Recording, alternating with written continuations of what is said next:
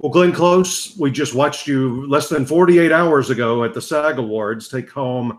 It was your second SAG Award, but the other one was in television. This was your first one for feature film. Tell us just about that whole evening and the excitement of getting that trophy. Well, it was, I think I don't know how many years ago it was that I got it. I think I got it for Lion in Winter. Yes, that's right. Yeah, well, that's a really special room to be a part of, I have to say. It's all my peers, my fellow actors, and it's one of the happiest evenings for me because I love what I do, and I love being with actors, and everybody has been in the trenches, and everybody knows what it means to be recognized for work. So it's thrilling. It's very special. And so you win for the film called The Wife, but so much of the film is about the husband. And I'm so curious, you mentioned working with Jonathan Pryce. I mean, you both come from the theater. You've got 3 Tony Awards. He's got 2. But if you could talk about the process, was a rehearsal process? Because the chemistry, I know you guys have never worked together before, but boy, do you ever believe this couple has been a couple forever. Yeah. I really think it helps to have a theater background. I think it's the best training in the craft of acting that one can have. And I had just seen Jonathan in his remarkable portrayal of Shylock. He did it with the Old Globe Theater, and I think they went on a world tour with it, but I just was able to see the end of the tour last year, and he just, I can't imagine a better portrayal. It was kind of revelatory for me. So that kind of reinforced for me before I worked with him what a great actor he is. And I just was so thrilled to have him as a partner. And I think the fact that we could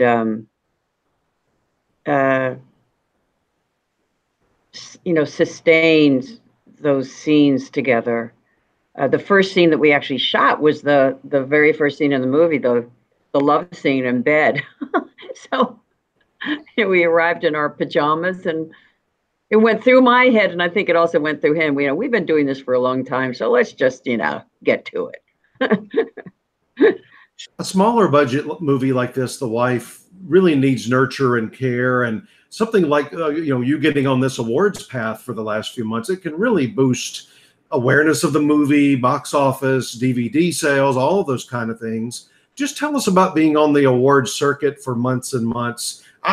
Just my opinion of what I've seen of you. You seem to really be enjoying it this year, even though I knew it's a grueling process. But when I've seen you on red carpets and at award shows and doing round tables and Q&As, you seem to be really enjoying the process of it. Yes, and especially for a movie like The Wife. A very small movie, certainly fits my definition of an independent film, which is a movie that almost doesn't get made. I mean, this almost didn't get made for 14 years. I was attached to it for 5.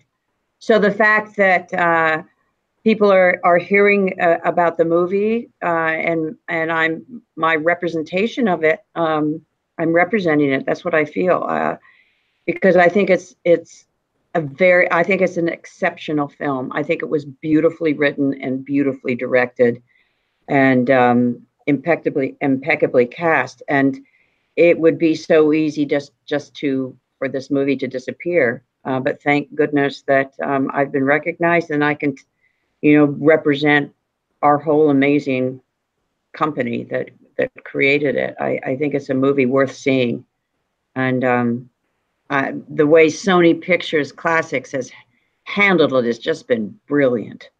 I really thank them, and it's out back in theaters, in I think over 100 cities. So it's wonderful. It's wonderful. And now you just received your 7th Oscar nomination. I'd love to know that first one. I always like to ask people about their first time at the Oscars. That was the '83 ceremony. You were there for GARP. Tell us a favorite memory, or you had just come from theater background. Just tell us about your first Oscar experience. Well, I still can remember vividly being told that I was nominated for that. I was in the basement of Title Home where we were shooting The Big Chill. And we were all, I think it must have been in between setups or something, because I wasn't there all alone. I was with some of the other wonderful company, and I heard that I'd been nominated for an Oscar. It was so completely out of my expectation. It was beyond anything, and I never will be able to have that sense of astonishment to hear that I was nominated for an Oscar and would be going to Hollywood for that. And what about that first ceremony? Was there a favorite memory? I remember who was it? Jessica Lange that won. Yeah. She won, right? I remember the dress that I wore. It was designed by Anne Roth, and Annie I've known my whole career, and I still have that dress. It's in my costume collection. It was a beautiful little velvet dress with a twist, very simple. There was not the red carpet then as there is now. The red carpet was something you walked on in order to get into the theater. Now it's something you have can be 2 hours long.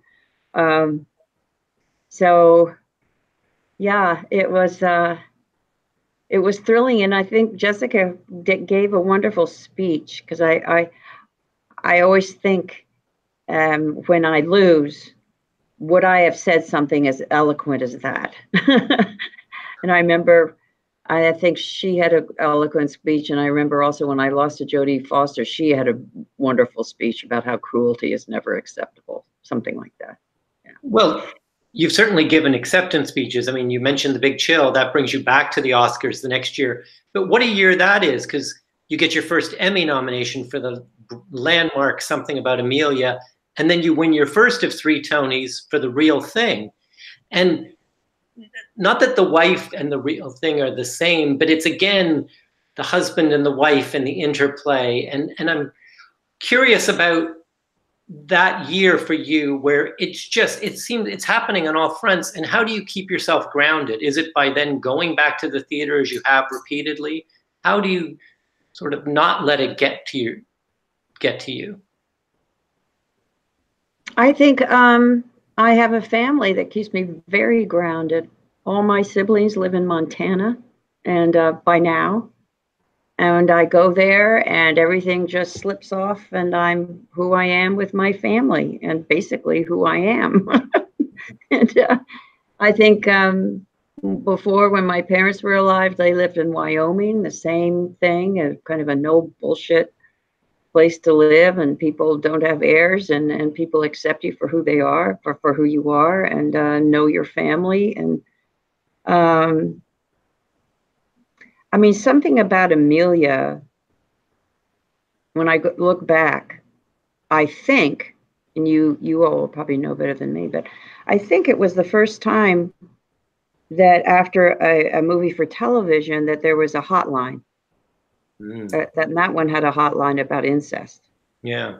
I mean, and it was back when the networks were doing, like, it was ABC Theater. It wasn't even just TV movie. I mean, they presented it in a very special way. And I think that's why it resonated with people. And then with Ted Danson playing so against type, and something you've never been afraid to do, play against type, you know. Well, I remember I just done GARP, and they were afraid that I'd be too old for Ted Danson. They had no idea how old I was. And then, oh gosh, that was funny. And I mean, that was when my agent at the time said, if you do television, it's going to ruin your movie career. And I think that's the first time I said, well, the English do it. Why can't we? Mm-hmm. And, you know, it's a great piece of writing, so I'm going to do it. And I remember going to those Emmys, and it was a totally different crowd. It was really 2 different demographics, really. Yeah, now that's totally changed. I mean, everything's interchangeable now, which I think is exciting in the way it should be. You mentioned no red carpet that first year you went to the Oscars. So that's a big change over the years. What else in this past 35 years since you've been a voter What else have you seen as changes within the Oscar, either the ceremony or the voting or the types of movies? What changes have you noticed? Oh boy, that's a hard one. I think, I mean, to make a generality, to me, a lot of the movies that resonate with Oscars are movies that are not with any kind of formula. A lot of them are the independent films, the new voices. One of the things that I think has changed the whole landscape is what Redford has done with Sundance. I mean, when you think about it, I just was at Sundance. I was on that board for 16 years, and that man, when he didn't have to, stuck to his passion of giving young artists, young filmmakers a voice, and look where we are now. I mean, it really is remarkable. Ryan Coogler's first movie was at Sundance. Now he's doing the big, films. It's just, and he's just one of many. So I think there always will be a struggle between the big tentpole types of films where the big studios basically know most of the time how much money they'll make. Now they're talking about making billions of dollars rather than millions of dollars, and the ones that come up from the other area for new voices, breaking the mold, then they will always have an impact. I don't think that will change. But so the craziness about the red carpet is really different than the way it used to be. What you wear. I mean, a lot of people, I think, tune in now just for the dresses. You mentioned Redford, so I think, if you were sort of being queried about if you were too old for Ted Danson, I mean, I think of The Natural. Did anyone wonder if he was too old for you? Not at all. No, because he's not. But, we mentioned, I mean, the diversity of your career, and, you and Jonathan Pryce are one of the very few performers who have won Tony Awards for both plays and musicals. And I'd certainly be remiss if I didn't mention Sunset Boulevard. And I know there's been talk on and off over the years of a film version of Sunset Boulevard. And can you tease us with anything about that? Well, I can tease you by saying that this week I'm sitting down with the director and the writer. Oh, gosh. Okay. So. I think we'll be having a conversation with you about your 8th Oscar nomination. That would be so fascinating, because I'm really, really challenged and intrigued by how you translate something that's so deeply theatrical onto film. I think it can be done. I think it's tricky. The thing that I find very exciting is the musical. It's such a beautiful score.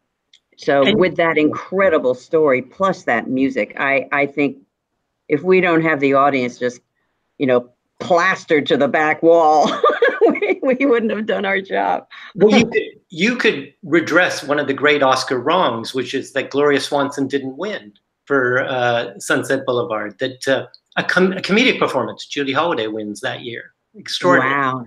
Yeah. That is extraordinary, because comedy, even now, comedy doesn't win very much, does it? But like you, Judy Holliday, somebody who came from the theater, went back to the theater repeatedly. So a very multifaceted performer, just like you. I hope our young actors do wet their toes in theater. I think it makes for a much more interesting and viable career, personally. As we wrap up, I've got one last Oscar question. You've been voting for many, many years. I'm wondering, along the way, and starting in the 80s, anybody you want to name, just 2 or 3 performances along the way you saw in a film that just knocked your socks off, that just blew you away, and you couldn't, you just really enjoyed them in a film. Well, I'd have to say I was at the governor's dinner, Governor Awards dinner this year, and it was given to Cecily Tyson. And she did not win an Oscar for Sounder. But if you remember that performance, I just kept thinking, thank God she's still around to be. I mean, it really moves me. It makes me very emotional because I think she's 93 years old. And to see her get an award is like, wow. You know, now she got it, thank God. But that movie is an astoundingly beautiful, emotional, incredible movie, and she's right at the heart of it. And so I think justice was done, but I kept thinking, thank God she's still here, and it's not, you know, and that she can get it in person. And what she said was so moving. And to think just a couple of years ago, she was doing 8 shows a week and Trip to Bountiful and won a Tony Award. Isn't that incredible? Yeah. Yep. Think of Angela Lansbury, who's in Mary Poppins Returns, and that little turn of hers, and that the whole screen lights up. Yeah. You know, and yeah. And it's I'm in an amazing profession. It takes my breath away. The work that people do, and how much it becomes part of our nervous system, and how important that is. To be fed that way, you know, spiritually and intellectually, and I think that's where I'm so proud to be in the room with such incredibly gifted people who I think take what we do seriously as it should be taken. Speaking of righting wrongs, I remember the year you presented Deborah Kerr with the honorary Oscar. Yes. And made up for, I don't know if it made up for it, but it made up for the fact that she had never won one before. Yes, I remember that so well. Yep, I was so honored to do that, and I had a great Armani dress on. I remember that too. Yeah. But well, Glenn Close, Paul's going to finish up here, but I just wanted to say congratulations on everything that's going on in your life, especially all these awards lately, and good luck here in a few weeks. Thank you so much. Yeah, thank you. I could talk to you forever. You obviously know everything about film, so that would be great. I just wanted to wrap up by referencing what you said at the SAG Awards and about film in particular, and what you do in The Wife with those eyes looking at each other and really seeing it on the big screen. And it's the only medium where people can sit and totally connect with the performers in a whole different way than theater or on television. So thank you for giving us. Yeah, I've learned over the years that the close-up is how you keep emotionally connected to the audience. Yeah. And a great director is one who understands that and knows where to put the close-up to keep the audience emotionally connected. Yeah. Which is where everybody wants to be. Well, thank you, Glenn Close. Good luck with everything. Bye-bye. Thank you so much.